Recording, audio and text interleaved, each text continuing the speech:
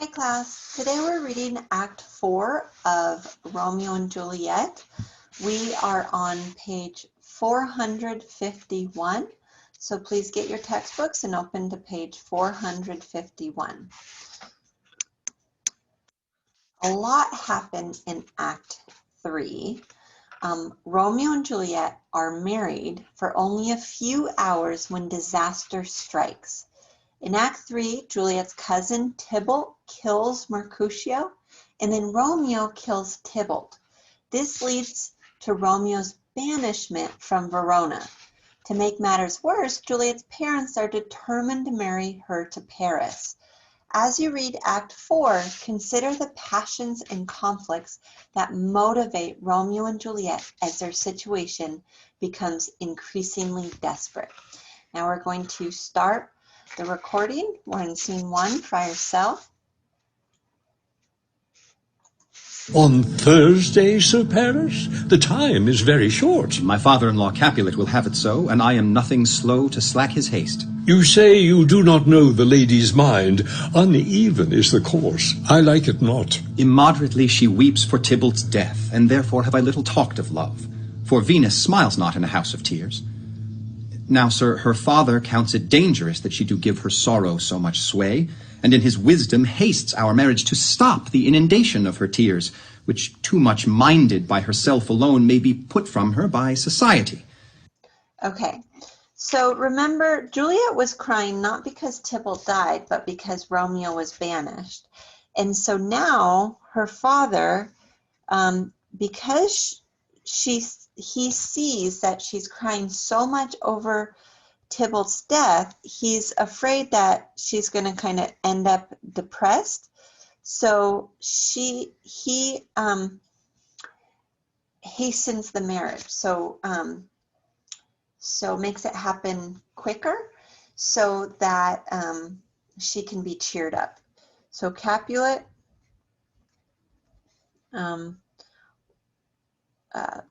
speeds up Juliet's marriage to Paris to cheer up Juliet. But we know that this marriage does not cheer up Juliet. It makes her even more distraught. And Friar knows that Juliet is already married to Romeo. So that's why he's like, are you sure you want to get married this Thursday? And then Paris is explaining why. Now, do you know the reason of this haste? I would I knew not why it should be slowed. Look, sir, here comes the lady toward my cell. Good friar. Happily met, my lady and my wife. That may be, sir, when I may be a wife. That may be, must be, love, on Thursday next. What must be, shall be. That's a certain text. Come you to make confession to this father? To answer that, I should confess to you. Do not deny to him that you love me. I will confess to you that I love him. So will ye, I am sure, that you love me. If I do so, it will be of more price being spoke behind your back than to your face. Poor soul, thy face is much abused with tears. The tears have got small victory by that, for it was bad enough before their spite. Thou wrongst it more than tears with that report. That is no slander, sir, which is a truth. And what I spake it to my face. Thy face is mine, and thou hast slandered it. It may be so, for it is not mine own. Are you at leisure, Holy Father, now, or shall I come to you at evening mass? My leisure serves me, pensive daughter, now. My lord, we must entreat the time alone. God shield I should disturb devotion. Juliet, on Thursday early will I rouse ye. Till then, adieu, and keep this holy kiss. On Thursday next. Oh, shut the door. And when thou hast done so, come weep with me. Past hope, past cure, past help. Ah, Juliet, I already know thy grief. It strains me past the compass of my wits. I hear thou must, and nothing may prorogue it, on Thursday next be married to this count. Tell me not, friar, that thou hearest of this, unless thou tell me how I may prevent it. If in thy wisdom thou canst give no help, do thou but call my resolution wise, and with this knife I'll help it presently. God joined my heart and Romeo's, thou our hands. And ere this hand by thee to Romeo sealed shall be the label to another deed. Okay, I didn't want to change the page yet because I wanted you to make note of this. If in thy wisdom thou canst give no help, do thou but call my resolution wise, and with this knife I'll help it presently. So she's saying, Juliet tells Friar if he can't help her, she will kill herself. And she has a knife that she's willing to use to kill herself with.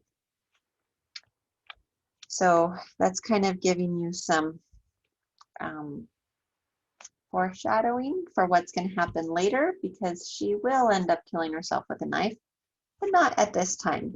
The friar's going to come up with a plan. Oh, best plan.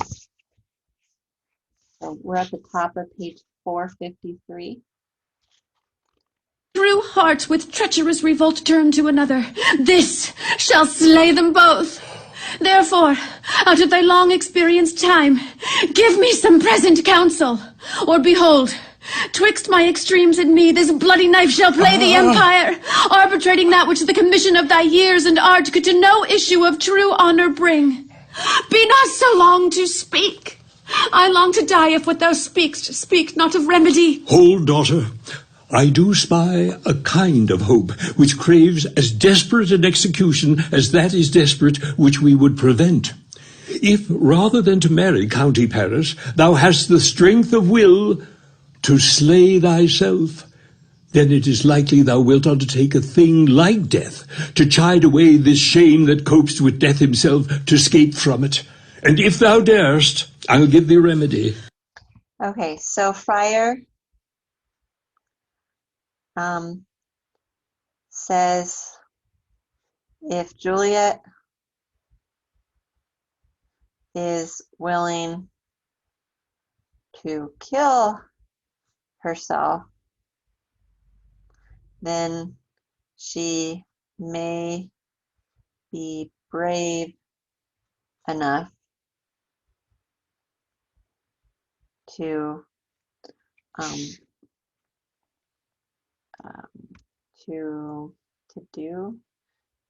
complete his plan or undertake his plan. Will undertake. Pause it if you didn't get this in time.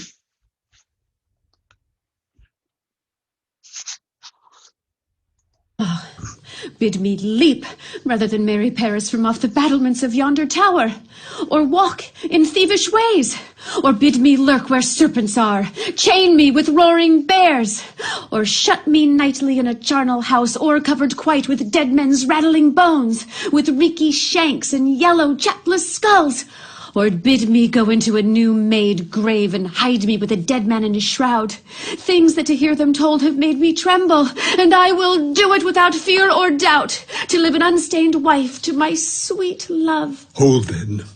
Go home, be merry, give consent to marry Paris. Wednesday is tomorrow, tomorrow night.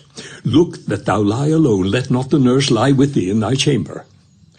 Take thou this vial, being then in bed, and this distilled liquor drink thou off, when presently through all thy veins shall run a cold and drowsy humour, for no pulse shall keep his native progress, but surcease. No warmth, no breath shall testify thou livest. The roses in thy lips and cheeks shall fade to paly ashes. Thy eyes' windows fall like death when he shuts up the day of life. Each part deprived of supple government shall stiff and stark and cold appear like death. And in this borrowed likeness of shrunk death thou shalt continue 42 hours, and then awake as from a pleasant sleep. Now, when the bridegroom in the morning comes to rouse thee from thy bed, there art thou. dead. Then, as the manner of our country is, in thy best robes uncovered on the bier, thou shalt be borne to that same ancient vault where all the kindred of the Capulets lie. In the meantime, against thou shalt awake, shall Romeo by my letters know our drift, and hither shall he come, and he and I will watch thy waking, and that very night shall Romeo bear thee hence to Mantua. And this shall free thee from this present shame, if no inconstant toy nor womanish fear abate thy valor in the acting it.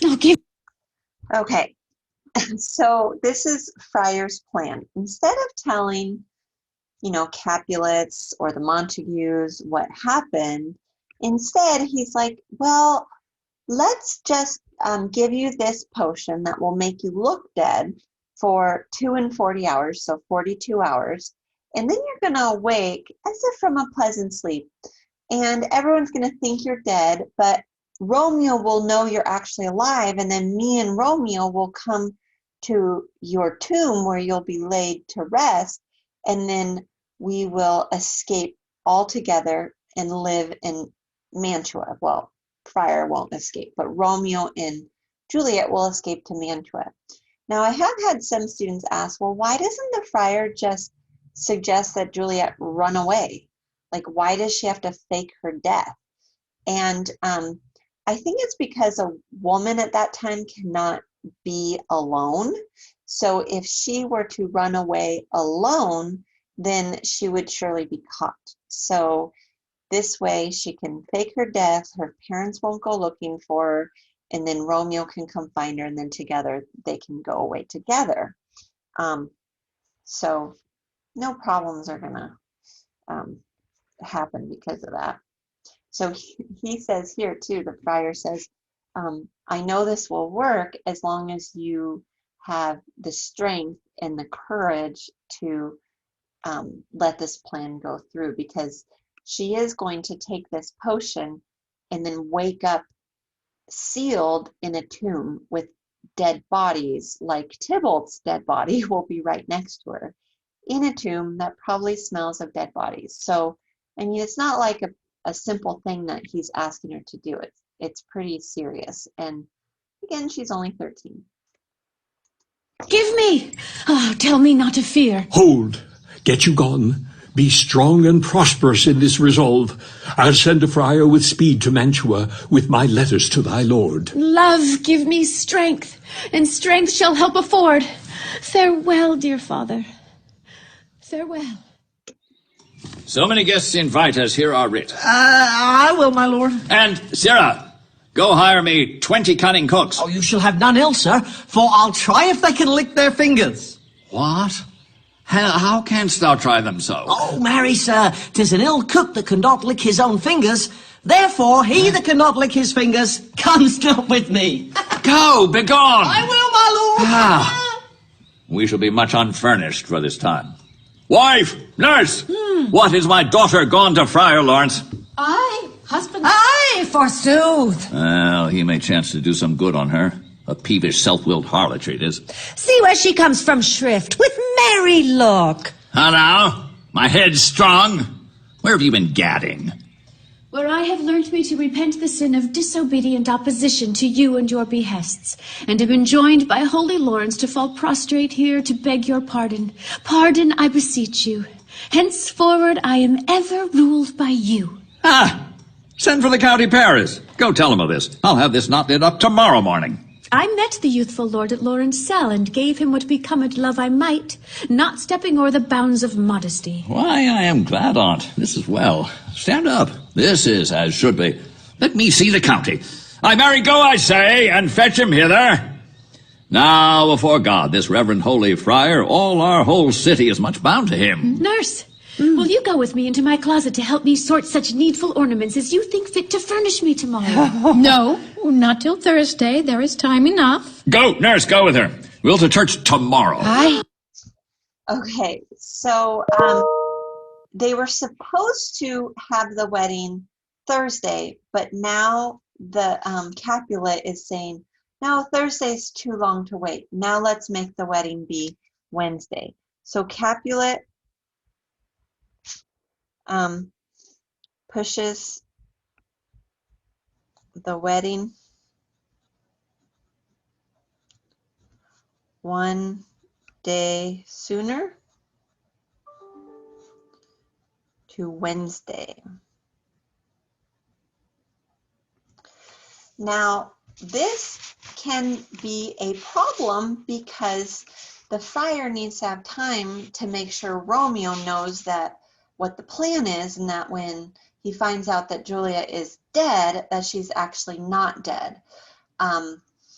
So this could cause some problems, but Juliet, she's just excited that she gets to take this like potion. She won't actually have to get married. That I don't know if she's thinking about this, but this is an important thing to know.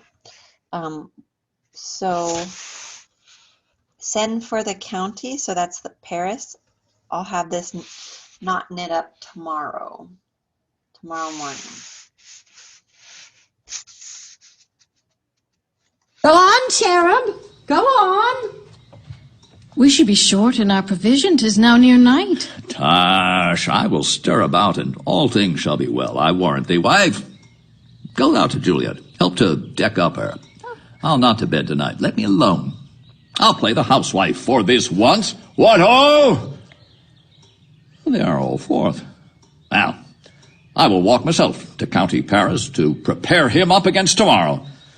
My heart is wondrous light, since his same wayward girl is so reclaimed. Or these, my cherub. Aye, those attires are best. But gentle nurse, I pray thee leave me to myself tonight, for I have need of many orisons to move the heavens to smile upon my state, which well thou knowest is cross and full of sin. What, are you busy? Need you my help? No, madam. We have called such necessaries as are behoovel for our state tomorrow. So please you, let me now be left alone, and let the nurse this night sit up with you. For I am sure you have your hands full all in this so sudden business. Good night. Get thee to bed and rest, if thou hast need. Come, my lady. Good night, my lamb. Farewell. God knows when we shall meet again. I have a faint cold fear thrills through my veins that almost freezes up the heat of life. I'll call them back again to comfort me. Nurse! What should she do here? My dismal scene I needs must act alone. Come, Vial. What if this mixture do not work at all? Shall I be married then tomorrow morning? No, no. This dagger shall forbid it. Lie thou there. Okay, so she's starting to be worried about what's going to happen. She's not sure that this potion will work, and if she will in fact look dead. And if she doesn't look dead, then will she be married tomorrow? Well, if that's so, in order for her to avoid being married the next day, then she puts a dagger next to her, so she is prepared to kill herself rather than marry Paris. And now she's going to talk about all these other fears she has about using this potion. What if it be a poison which the friar subtly hath ministered to have me dead, lest in this marriage he should be dishonored because he married me before to Romeo? I fear it is. And yet methinks it should not, for he hath still been tried a holy man. I will not entertain so bad a thought. How if, when I am laid into the tomb, I wake before the time that Romeo come to redeem me? There's a fearful point. Shall I not then be stifled in the vault, to whose foul mouth no healthsome air breathes in, and there die strangled ere my Romeo comes? Or if I live, is it not very like the horrible conceit of death in night, together with the terror of the place, as in a vault, an ancient receptacle where for this many hundred years the bones of all my buried ancestors are packed, where bloody Tybalt, yet but green in earth lies festering in his shroud, where, as they say, at some hours in the night spirits resort. Alack! Is it not like that I, so early waking, what, with loathsome smells and shrieks like mandrakes torn out of the earth, that living mortals hearing them run mad? Oh, if I wake, shall I not be distraught, environed with all these hideous fears, and madly play with my forefathers' joints, and pluck the mangled Tybalt from his shroud, and in this rage, with some great kinsman's bone as with a club, dash out my desperate brains? Oh, look, methinks I see my cousin's ghost seeking out Romeo, that did spit his body upon a rapier's point. Stay, Tybalt, stay! Romeo, I come. This do I drink to thee. Oh.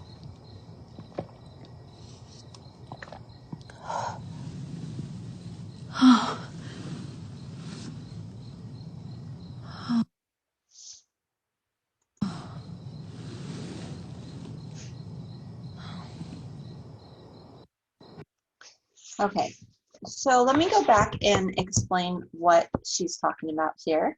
So she's having a lot of doubts before she takes this potion. First, she thinks, well, what if the friar actually gave me a poison so that I will actually end up dead, because he's worried that the marriage between her and Romeo would dishonor the friar. And this is probably a little telling, because I'm guessing that's why the friar did not want to tell Capulet and Lady Capulet that he married Juliet and Romeo in secret, because he's afraid that he'll get dishonored, that they'll be mad at him for marrying them in secret. And then she's worried she's going to wake up before Romeo gets back and kind of go mad or go crazy because of it, because it's going to be dark, it's going to be stinky, there's going to be the corpse of Tybalt right next to her in this tomb, because it's a Capulet tomb. So anywhere where, anytime a Capulet dies, they get placed in this same tomb.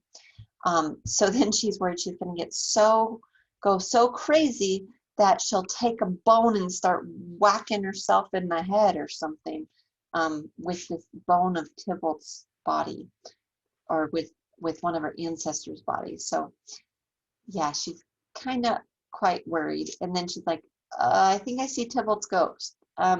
Stay away. Like, I'm going to drink to thee before I freak out too much. And then she drinks the potion and she fake dies. Now the family is going to see that she is, well, no, now they're going to be getting ready for the party, not the birthday, the wedding that's going to be the next day. And they don't know that Juliet is dead yet, or fake dead.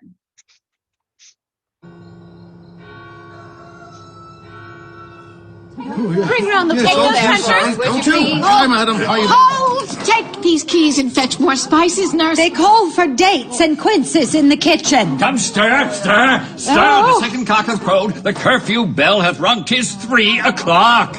Look to the baked meats. Good, Angelica. Spare that for cost. Will not stint, my lord. Fear not. Go, you cock queen. Go get you to bed. Faith, you'll be sick tomorrow for this night's watching. No, not a whit. What, I have watched ere now all night for lesser cause and ne'er been sick. You have been a mouse hunter in your time, but I will watch you from such watching. Now come, nurse. A jealous hood, a jealous hood. My lord. What is there? Now, fellows. Things for the cook, sir, but I know not what. Spits, my lord, spits. Make haste, make haste. Sarah, fetch drier logs. Call Peter, he will show thee where they are. I have a head, sir, that will find out logs and never trouble Peter for the matter. Bath and well said, a merry horse and thou shalt be loggerhead. Aye, sir. Aye, sir. Good faith, 'tis day. The county will be here with music straight, for so he said he would. I hear him near. Nurse! Wife! What out? What nurse, I say? Sir! Go waken Juliet. Go and trim her up. Oh. I'll go and chat with Paris. I make haste, make haste. The bridegroom, he is come already. Make haste, I say. Mistress, what mistress? Juliet! Fast, I warrant her, she. Why, lamb! Why, lady! Fie, you slug a bed! Why, love, I say! Madam? Sweetheart? Why, bride? What, not a word? You take your penny's worth now, sleep for a week. For the next night, I warrant, the County Paris hath set up his rest, that you shall rest but little. God forgive me, Mary, and amen. How sound is she asleep? I needs must wake her. Madam! Madam! Madam! Aye, let the county take you in your bed. He'll fright you up, i'faith, will it not be? What, dressed in your clothes and down again? I needs must wake you. Lady? Lady? Lady? Alas. Alas. Help! Help! My lady is dead. Oh, were a day that ever I was born some aqua vitae. Oh, my lord, my lady. What noise is here? Oh, lamentable day. What is the matter? Look! Look! Oh, heavy day. Oh, me. Oh, me. My child. My only life. Revive. Look up, or I will die with thee. Help. Help. Call help. For shame, bring Juliet forth. Her lord is come. She's dead. Deceased. She's dead. Alack the day. Alack the day. She's dead. She's dead. She's dead. Oh? Let me see her. Alas. She's cold. Her blood is settled. And her joints are stiff. Life and these lips have long been separated. Death lies on her like an untimely frost upon the sweetest flower of all the field. Oh, lamentable day. Oh, woeful time. Death that hath taken her hence to make me wail ties up my tongue and will not let me speak. The musicians are here. Come, is the bride ready to go to church? Ready to go, but never to return. What say you, sir? O son Paris, the night before thy wedding day, hath death lain with thy wife. See, there she lies, flower as she was, deflowered by him. Death is my son-in-law. Death is my heir. My daughter he hath wedded. I will die and leave him all. Life, living, all is death's. Have I thought long to see this morning's face? And doth it give me such a sight as this? Accursed, unhappy, wretched, hateful day! Most miserable hour that e'er time saw in lasting labor of his pilgrimage. But one poor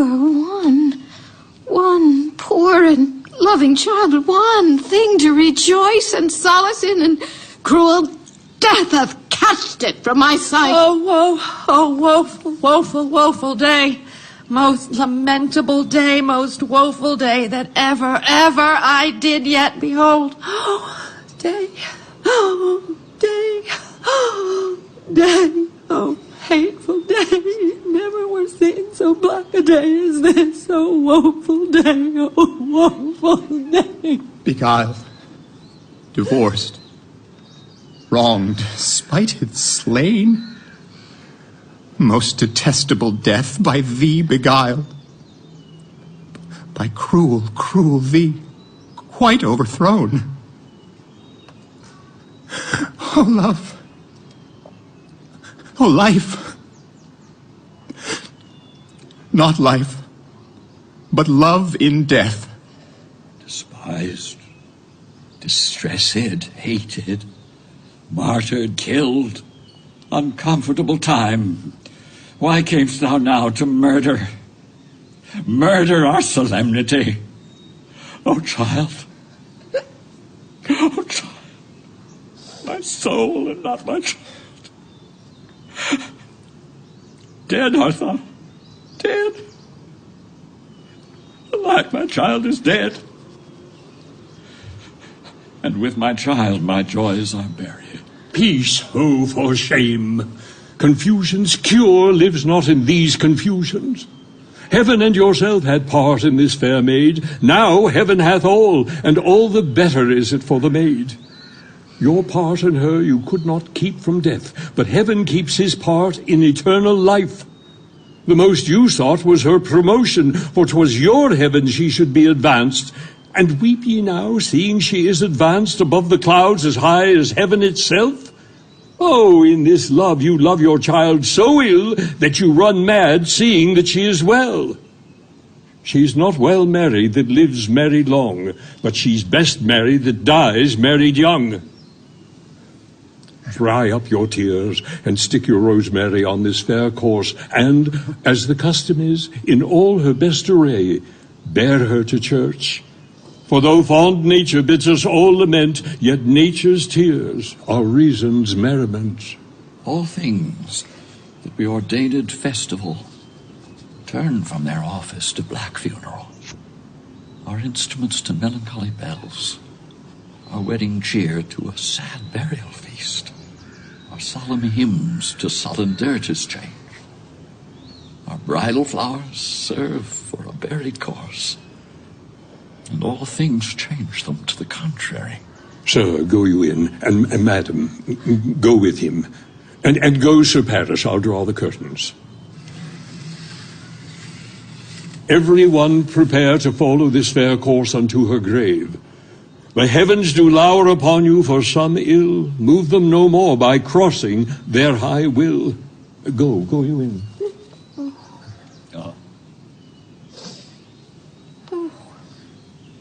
Faith, we may put up our pipes and be gone. Honest good fellows, put up. For well you know this is a pitiful case. Aye, by my troth, the case may be amended. Musicians, oh musicians, heartsease, heartsease. Oh, if you will have me live, play heartsease. Why heartsease? Oh, musicians, because my heart itself plays. My heart is full of woe. Oh, play me some merry dump to comfort me. Not a dump. We just no time to play now. You're not, then? No. Then I will give it you soundly. What will you give us? No money on my faith but the gleek. I will also give you the minstrel, vagabonds. Then I will give you the serving creature. Then I will lay the serving creature's dagger on your pate. I will endure no crotchets. I'll ray you, I'll fire you. Do you note me? And you ray us and fire us, you note us. Pray you put up your dagger, Peter, and put out your wit. Then have at you with my wit. I will dry beat you with an iron wit, and put up my iron dagger. Answer me like men. When griping grief the heart doth wound, and doleful dumps the mind oppress, then music with her silver sound. Why silver sound? Why music with her silver sound? What say you, Simon Catling? Marry, sir, because silver hath a sweet sound. Oh, pretty. What say you, Hugh Rebeck? I say silver sound because musicians sound for silver. Pretty, too. What say you, James Soundpost? Faith, I know not what to say. Oh, I cry you mercy. You're the singer. I will say for you, it is music with her silver sound, because musicians have no gold for sounding. So, then music with her silver sound, with speedy help doth lend redress. Huh? Oh. Right, farewell! What a pestilent knave is this same. Hang him, Jack. Come, we'll in here, tarry for the mourners, and stay dinner. Eh? Aye. C'est fair. Go on. Okay, I'm not sure what that whole little section at the very end was. It was just kind of like, seemed, I don't know what it was, just maybe to give some time to transition to the next scene. But the main thing that happens here is Juliet gets the plan to take the vial of potion, and she fakes her death. Now, the big problem though is that, I'll just close this, is that Romeo doesn't know that Juliet is faking her death. So we have to figure out what's going to happen because of that. So don't forget that you need to complete the comprehension check questions on page 462. So do not forget to do these on page 462. You will have these 3 questions for sure on your CFU quiz, and you can use your notes on that quiz. I will see you in class. Bye.